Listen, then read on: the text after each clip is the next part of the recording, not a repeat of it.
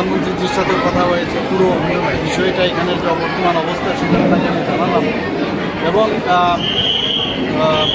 মাননীয় গৃহমন্ত্রীজি আমাকে বললেন যে উনি একটা টিম অতি সত্তর এখানে পাঠাচ্ছেন, পুরো সমস্ত জায়গার এখানে দেখবেন, এসে ফিজিক্যালি এসে ওনারা দেখবেন। তো এটাই বিশেষ গুরুত্ব সহকারে আমি ওনার নজরে আমি এসেছি, ওনার গোচরে এনেছি এবং আমরাও সেইভাবে তৈরি আছি। যখন আসবেন আমাদের সরকারে আমরা দিয়ে দেব।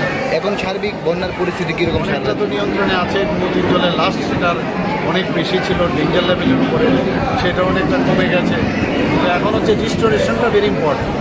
আমরা জানি যে যখন এই ধরনের ক্রাইসিস হয়, ক্রাইসিসের ঠিক আছে আমরা ম্যানেজ করলাম, ডিজাস্টার ঠিক আছে ম্যানেজ, এখন রিস্টোরেশনটা ভেরি ইম্পর্টেন্ট।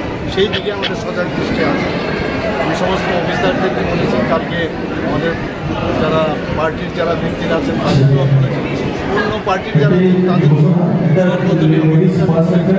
ওনারাও যেন সাহায্যের হাত বাড়িয়ে দেন।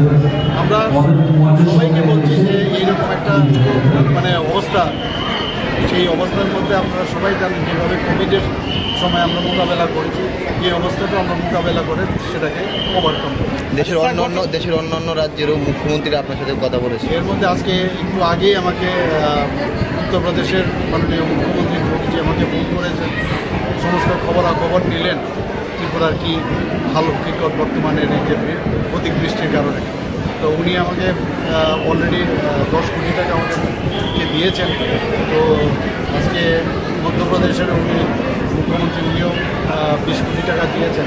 তো সমস্ত জায়গার থেকে সবাই একটা মানে একজন একটা রাজ্যের যে সমস্যা, সেই সমস্যা সমাধানে যেভাবে অন্য রাজ্যের সবাই আসছেন, আমাদের মাননীয় প্রধানমন্ত্রী, আমাদের গৃহমন্ত্রীজি তো করছেনই, কেন্দ্রীয় সরকার তো করছেন, অন্যান্য রাজ্যগুলিও যেভাবে এগিয়ে আসছেন সত্যিই প্রশংসার দাবি।